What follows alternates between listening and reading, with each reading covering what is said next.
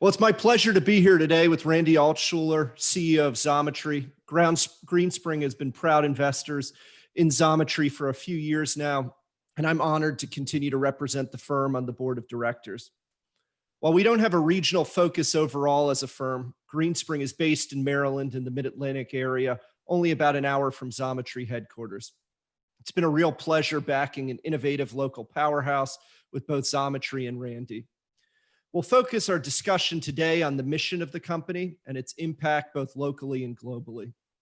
Before launching in though, Randy, you've had a particularly interesting background for a founder, having graduated from Princeton with a focus on German studies. Have to say that's an interesting choice overall. Would love to dig into that further. And from my research, it also appears you doubled as a campus security guard for an occupation on the side while studying. Wouldn't have pegged you for a security guard, but you are pretty strong from a managerial standpoint, so I'm sure you pulled it off. You were also a Fulbright scholar and an MBA graduate from Harvard, and from there you briefly worked in banking and private equity before beginning to launch companies with Office Tiger and Cloud Blue. There was a multi-year stint in politics in between there, and then Xometry was conceived, I believe, around 2013. So certainly an illustrious background in a lot of different disciplines, and certainly has probably led to what you're doing now with the company. And with that as a background, you know, having reflected, it seems like Xometry in many ways is a culmination of many parts of your background and biography. Would love to learn more about how you conceived of the company, your inspiration for what you're doing, and how it all came together at the very beginning, if you don't mind starting there. Sure, and Hunter, it's great to be here. And we're thrilled to have Greenspring as an investor, as a supporter, and it's a double bonus that you're local as well. So it's been great having Greenspring and having you, Hunter, on the board of directors. So thank you, Randy. Together, Lawrence Zurif and I started Xometry back in 2013. And initially, we were really excited about the opportunity to take the gigantic industry of manufacturing, particularly custom manufacturing, and try to bring technology to it to make it a more efficient, better process for both the buyers of manufacturing and the sellers. So custom manufacturing is over a $250 billion industry. It employs hundreds of thousands of people in small manufacturers. When you talk about the heartland of America and manufacturing, it's these mom and pop, multi-generational businesses that dominate it. And they're spread out all across the country, including a lot right here in our home of Maryland. And then there's people buying all this manufacturing from them, but the process of connecting the buyers and the manufacturers is very old-fashioned. It's done over the telephone or fax or a local visit.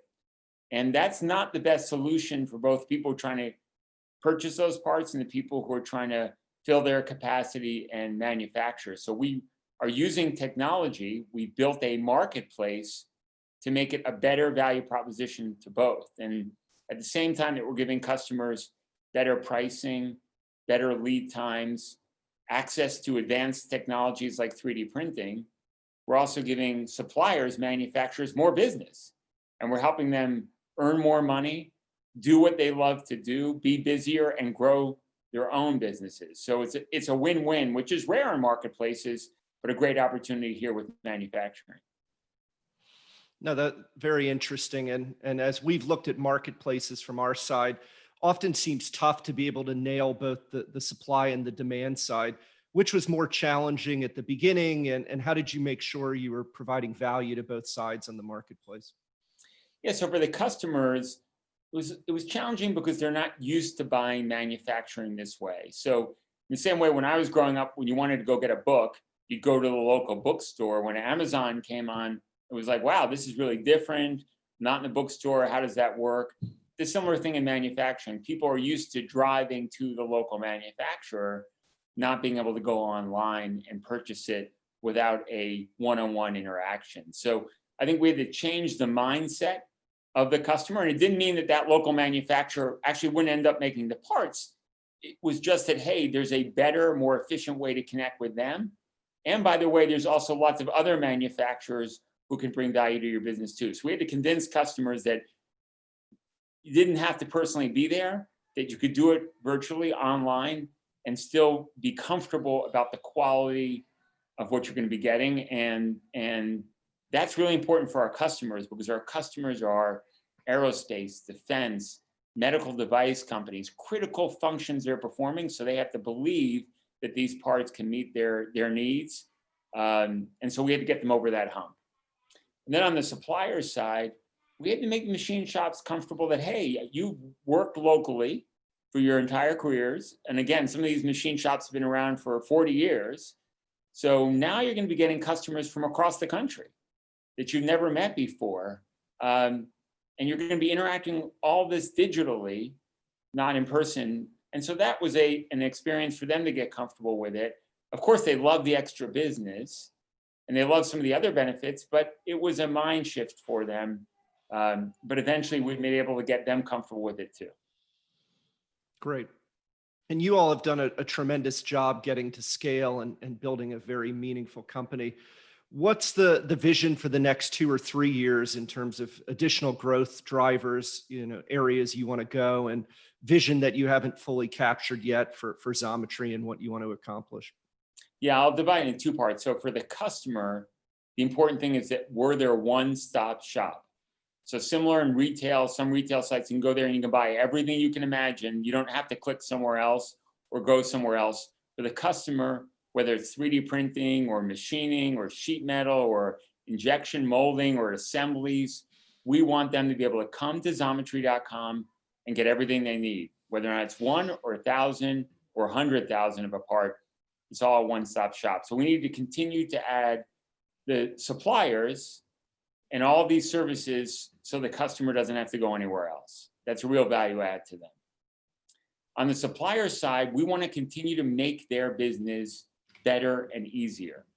So I don't want just the customer to say, hey, I want to come to Xometry for everything. I want our suppliers, these small manufacturers, to say the best way to do business is on the Xometry platform. And that includes not only getting work from customers, Xometry is acting as my sales and marketing force, but they're also providing faster payment, financial services that makes their cash flow faster and easier. They're helping me buy the tools and materials I need to operate my business. So I can work on the Xometry platform the whole day and run my whole business right out of it. And it's going to make me faster. I'm going to make more money and I'm going to enjoy it more. So we've got both those missions that we're focused on. No, it's certainly a very powerful proposition. Just turning the lens internally for a little bit, what was the culture of the company like at the very beginning when you were just getting started in 2013? And how has that changed as you've gotten bigger and have opened up multiple offices? And how have you managed to maintain that culture that was important at the beginning, even as you've gotten bigger and more complicated as an organization? Yeah, so personally as an entrepreneur, I love every level of a company. So my first company, Office Tiger, we grew to almost 5,000 people from zero, from me and my co-founder. So I like that entire experience. So in the beginning, it was just a handful of us. We started in Gaithersburg, Maryland. We had 1 office, less than a dozen people. And that's always very exciting. Change happens quickly. I always like to tell a story that in the beginning, when we started Xometry, when we had the name Xometry, we were calling it Xometry. And then somebody came and interviewed with us, and he came into the interview and he said, I love your name Xometry. So we've been calling it Xometry. But when he said Xometry, I thought to myself, that's better. So I remember I opened a conference room door. There were, we just had very small offices, and I shouted out to everybody, we are now Xometry, not Xometry anymore. So in a small company where there's only a dozen people, you can make those changes like that. And that's fun and it's exciting. So that was a very intimate culture. We've grown a lot. Today we have in Maryland almost 200 people, overall 400 people. And I've worked very hard to ensure that everybody at Xometry, all of my colleagues, feel like they're empowered to make change. And that's really important in young companies, because it's that quick ability to adapt and change and pivot to allow people to make a real impact that makes smaller companies so powerful and such worthy adversaries to these large public companies. We have that benefit. You don't want to lose that entrepreneurial spirit. So we work very hard to enable every colleague, every member of the Xometry team to make an impact, to make a change, to be able to raise their hand. Always they can call me. I'm reachable all the time. And all of our senior management team is reachable. And that's a culture you have to work very hard at and keeping, because that will allow you to grow even faster and to win. No, it makes total sense. How do you make sure that a spirit of innovation also pervades culturally through the organization, and avoiding complacency and making sure, on the product side or in other areas of the business, that you're not getting stale and that you're avoiding, resting on your laurels? Yeah, so I think there's a couple of things. So you can overtly promote innovation. So for example, we ran a contest where we offered $5,000, and we had different teams build a solution to allow customers to offset the carbon emissions from their manufacturing.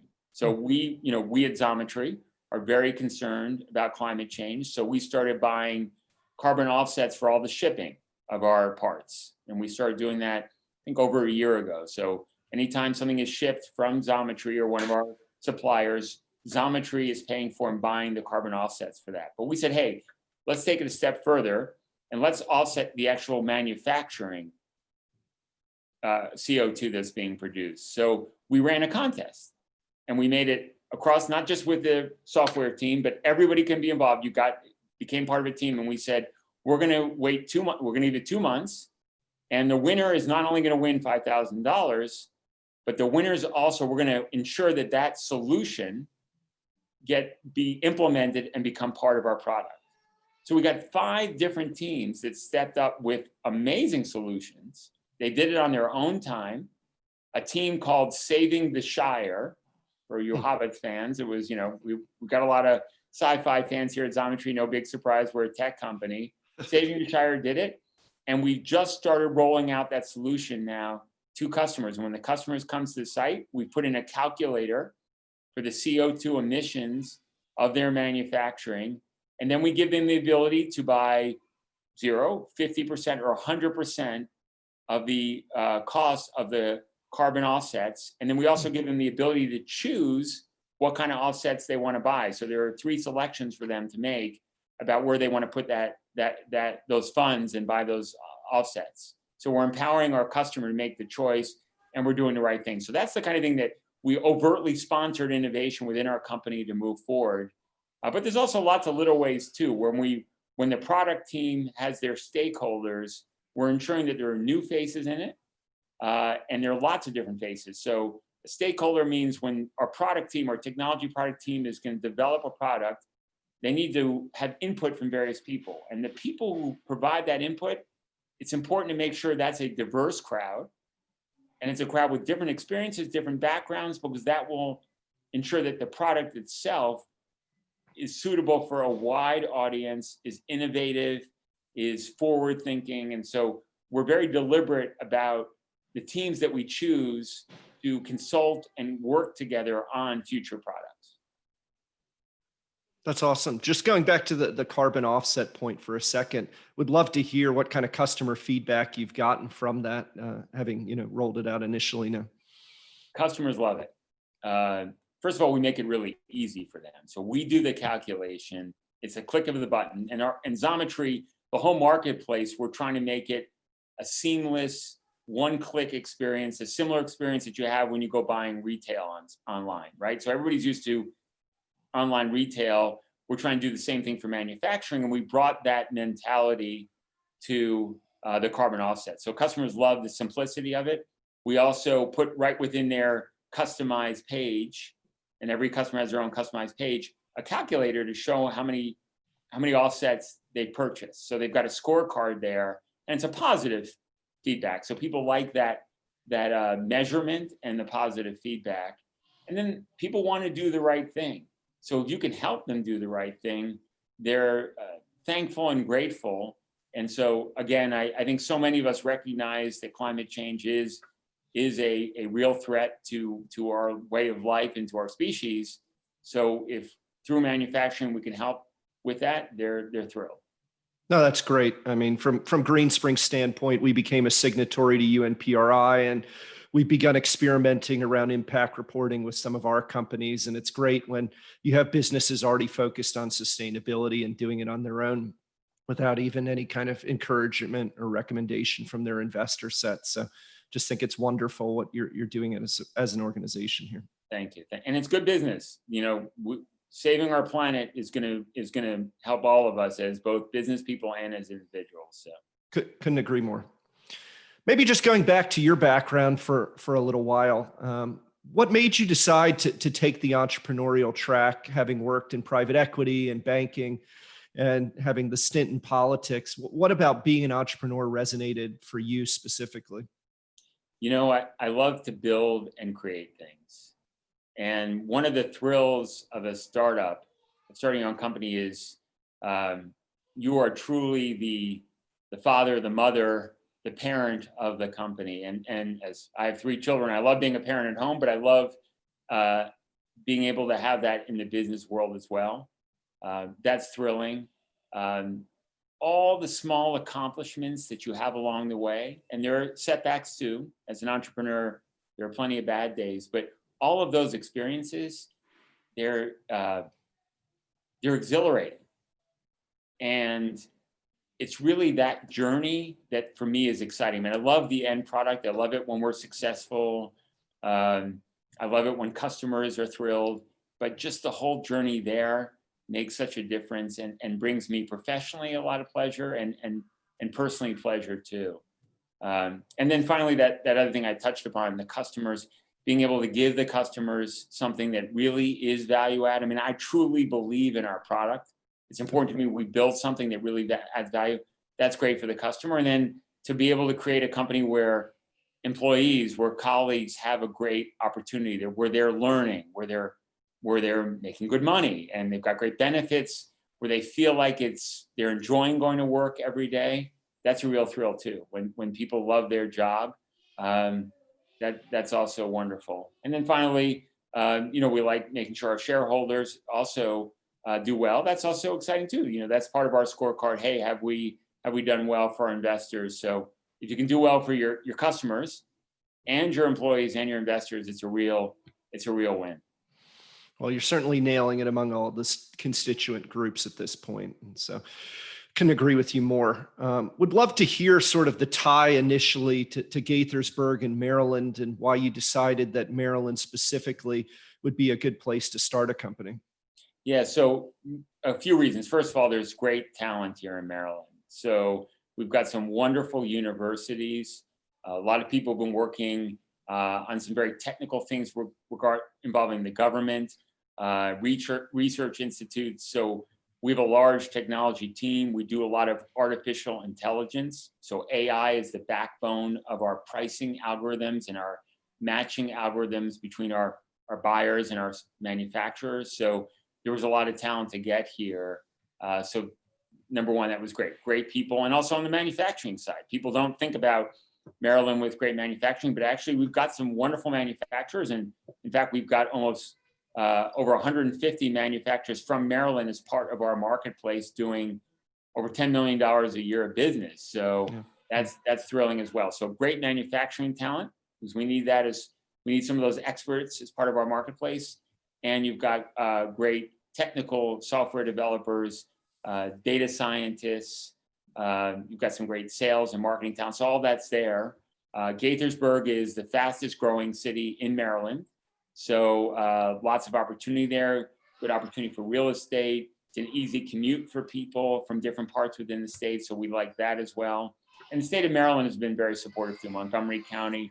And the state as a whole has put an emphasis on young companies, growing that base, particularly technology companies. So they've been wonderful. That's great. One of the areas that gets us the most excited about being involved in venture capital is just the impact overall on job creation. Maybe you could speak to that both within Xometry and also, the effectively the jobs you're creating for all of the folks in the marketplace as well. Yeah, and that's really thrilling for us. So we have almost 200 people here in Maryland. We've created hundreds of jobs within Xometry outside of Maryland. But also, as you point out, there's a knock-on effect. So we have over 5,000 manufacturers in our network. And we take a lot of pride that we're getting messages and notes from those manufacturers that they're buying more machines, that they're hiring more machinists. And a lot of people talk about it's important for America to have a strong manufacturing base. We are enabling that by bringing them business, by connecting them with customers that they would never have. And that's particularly been important in these tough times where with COVID and also some of the downturns in specific industries, some manufacturers have really gotten hit. So for example, we've got a strong manufacturing base in Texas.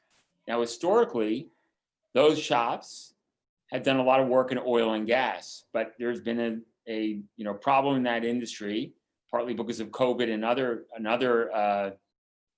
other issues. So a lot of those machine shops have been hurting for work. Well, and they're wonderful. They've got great skills. They've got beautiful machines. They've got terrific machinists and other employees. So through Xometry, they've been able to get work for medical device companies. The medical device industry is thriving right now. It's a huge base. We've got a huge customer base in the Boston area, for example, or right here in Maryland. That work can now go to Texas. And so that's an exciting thing where we're enabling manufacturers not only to survive during this crisis, but also to thrive. That's great. Yeah, I mean, in many ways, you all had espoused decentralized workforces even before COVID, but maybe you can speak to the impact of COVID on your business, how you've navigated that, and frankly, how you've just done incredible work around trying to be a solutions provider and, do good for the nation as a result of the platform that you have. Yeah, so, obviously a terrible situation for our country and for the world, but we've tried to do our part. And there's a couple different things. First, in terms of helping manufacture PPE.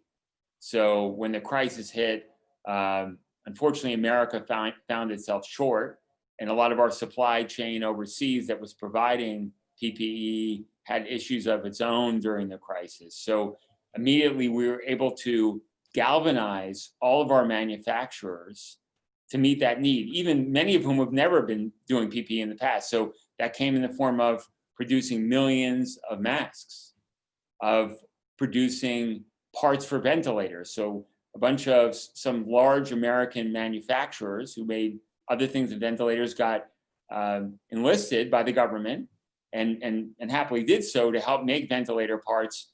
They came to Xometry to use all of our manufacturers to help produce those parts. So we're working with some of the medical device companies that are involved with vaccines. So we're making parts in the background there as well for the machines that we're actually mixing or helping produce those vaccines. So the network itself and Xometry's employees are involved with the production of PPE. So that's really great.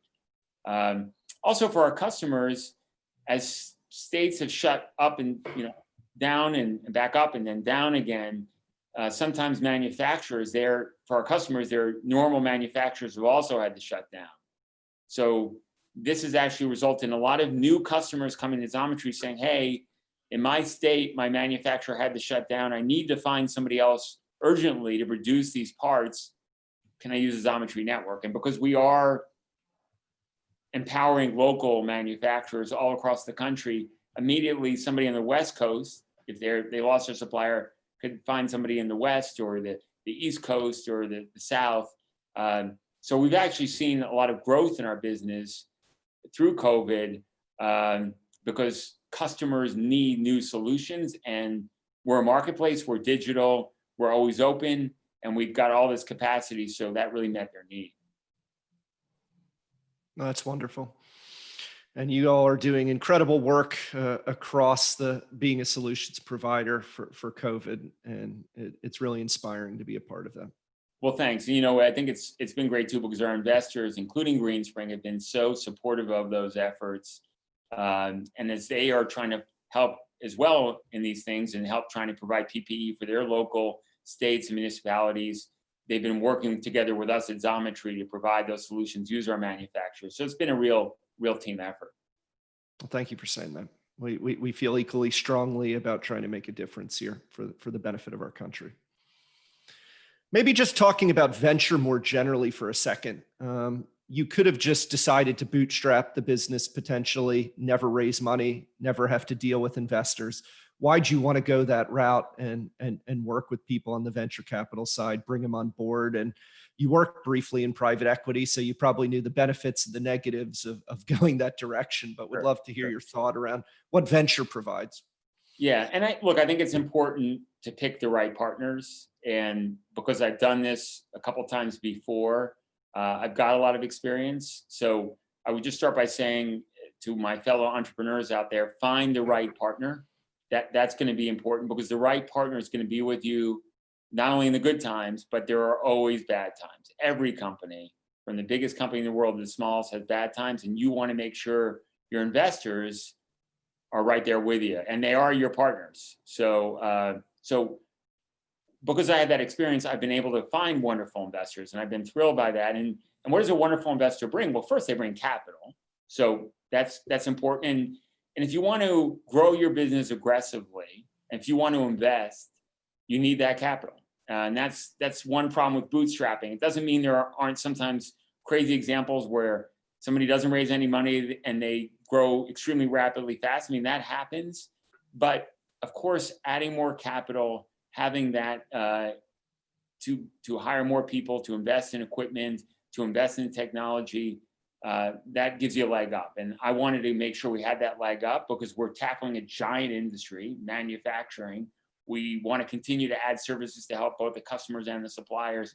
I need the capital to do that. So venture capital made a lot of sense. But venture capitalists not only provide the money, the good ones also provide great advice. They provide introductions to customers. They provide introductions to executives who can help you either as members of your company team. So we got our CFO through an introduction of somebody at Greenspring, actually. But we've had that in other instances as well. But also those executives may be at other companies in their portfolio, and they share their experiences. So if you're trying to launch a new product, we introduced a few months ago a Xometry advanced card, a debit card, to help our suppliers with their cash flow. Our investors connected us with other portfolio companies they had that had done similar things, and we learned from them. That's a head start, a community that we can access. So great investors have that community. And also on the customer side, as you're trying to win new customers want to hear that you're financially strong, that you have strong backing.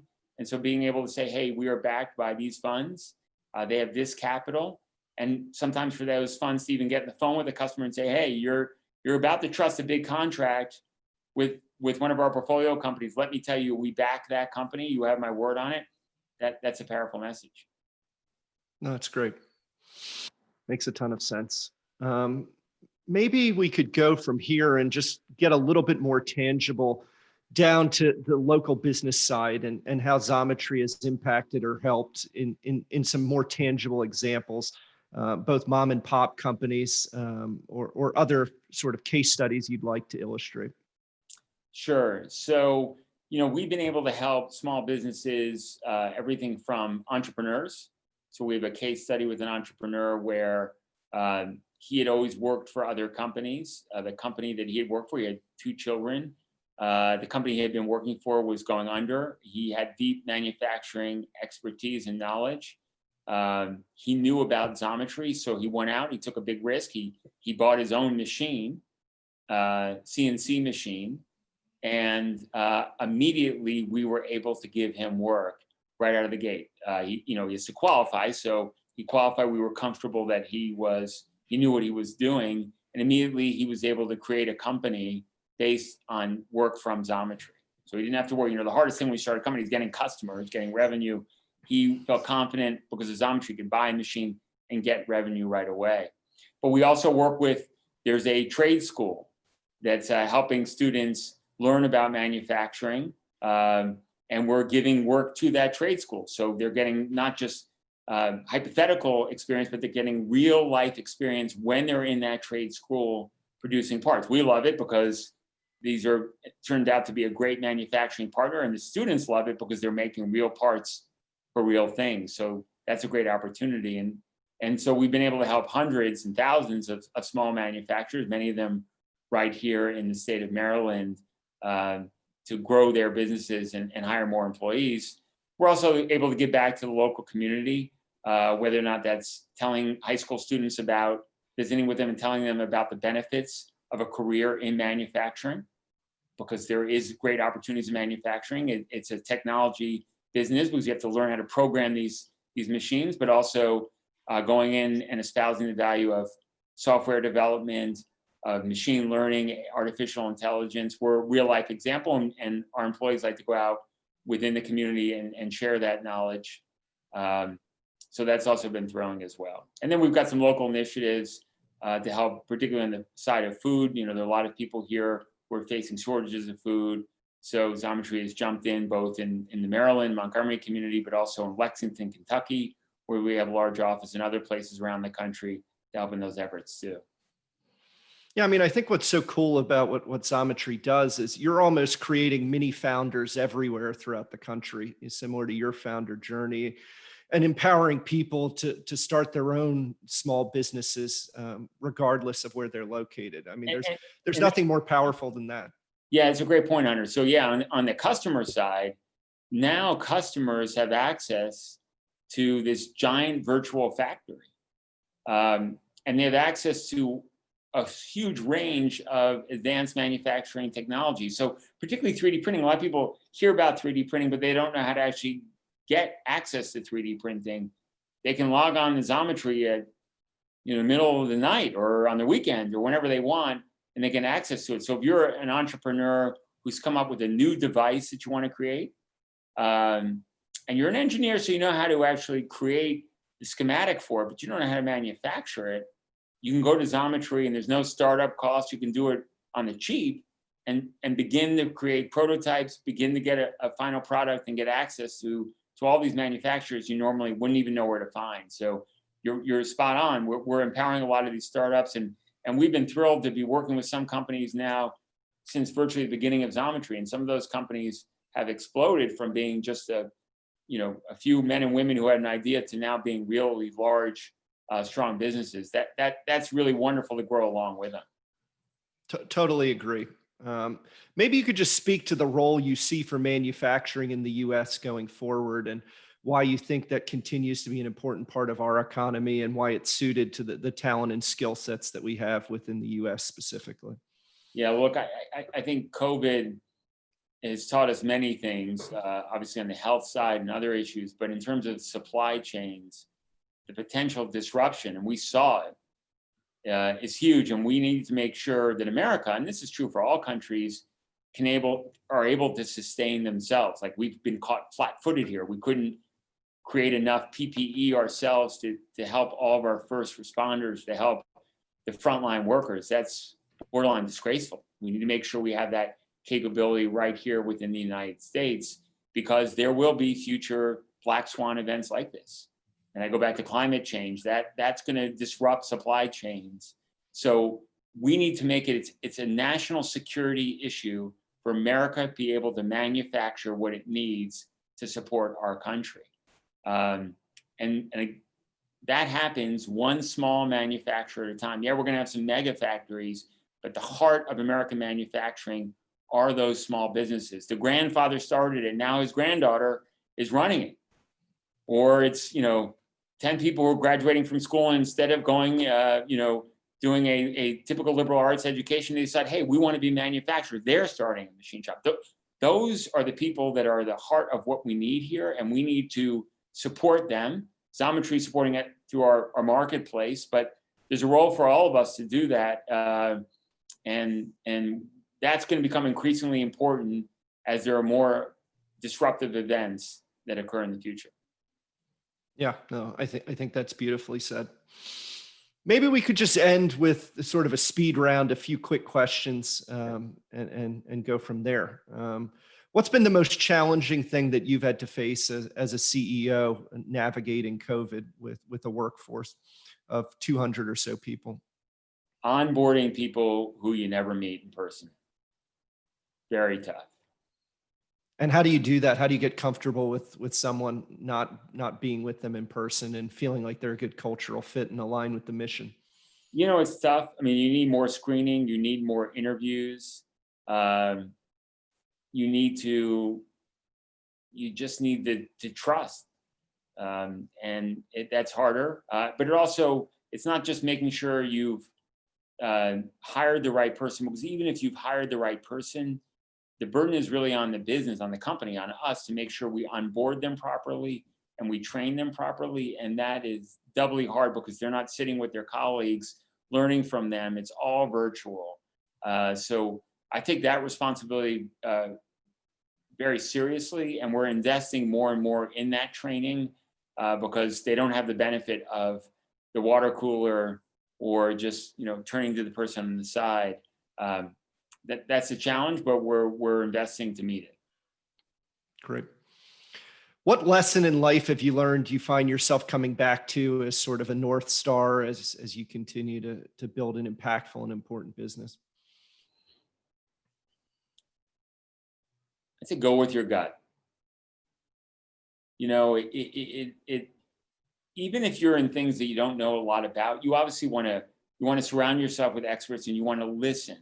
So it doesn't mean you know everything by any stretch of the imagination.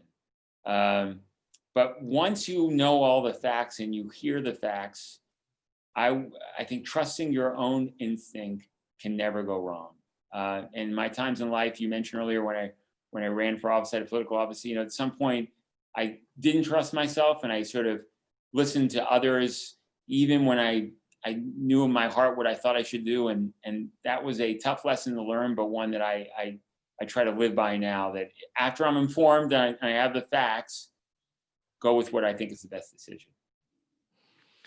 Do you miss politics at all? I definitely do not. What a right now. And more than ever, you know, it's become so partisan, and the issues that we're facing are nonpartisan. It doesn't matter if you're a Democrat, Republican, Independent, everything from climate change to loss of jobs, to our healthcare. These are issues that we all face as people. And for some reason, this has become wildly political, and we need to stop that. And we need people in the House of Representatives and the Senate, in our federal government, who have their eye on the ball, and the ball is making our lives better and helping our country and our planet. We've got to have that spirit back. Well said. And maybe as you're speaking to other founders and giving them advice, how do you make sure that in your life you maintain good work-life balance? Well, look, I think at the end of the day, while work is important, family should come number one. For many reasons. First of all, it's your family, and they're going to be with you long after your business is. But also, it makes you a better entrepreneur, a better leader if you take care of yourself. So yourself being you personally, making sure you're healthy, but also that you build personal relationships outside of work. I think that balance is very important. I've always maintained, even culturally within our company, we're work. And so I want people to have a healthy personal life outside of work, because when the two mix, that's where things can get a little bit wacky. So I think that's very important. Going back to the talk about Congress, there are unfortunately too many Congress people who are living in their office. They like literally sleep in their office. Now, sometimes that's an economic necessity because there may be a financial issue, but that is never a good thing to be sleeping at your job. And while we don't have anybody who sleeps at our offices, if people are spending so much time there that they're virtually living there, you're not going to be very good. And so selfishly as an employer, but also as a human being, I don't want that for anybody. Yeah. The team's work ethic is certainly unrivaled, but balance is important for everyone. So couldn't agree more. I love Xometry, but I love my family more. Yeah. And I would hope every one of my colleagues would say the same. Well said. And maybe just to round it out, what gets you the most excited about the next 2 to 3 years for the company and where you're going?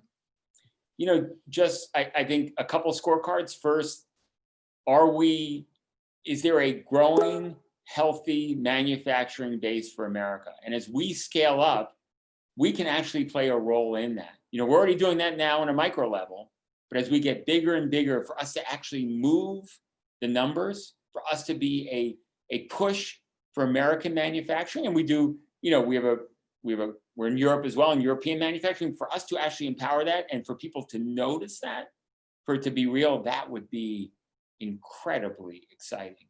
And then on the customer side, if we can make our customers better, if we can allow them to deliver their products faster at a reduced cost with higher quality, with advanced manufacturing, so our customers are also better off. That if we could do both of those, that would be a real thrill. We're getting there and we're making an impact, but if we can make even a bigger impact, that's a huge win. Yeah. Well, I have tremendous faith that you'll make that happen. And as I said up front, I mean, it's just a complete honor to be involved with such a high quality team, high quality company that's doing impactful things both locally, nationally, and globally to make sure that the manufacturing base continues to be supported and that founders are able to sprout up wherever they're located and do the work that inspires them on a day-to-day basis. And so it's a wonderful story, and continue to be excited to be a spectator and watch where you and the company goes in the coming years. Well, thanks, Hunter. You guys have been much more than a spectator. You've been a partner, and we're very grateful for that. And we're excited to share the journey with you moving forward. Thanks so much, Randy. Really appreciate the time today. Thank you, Hunter.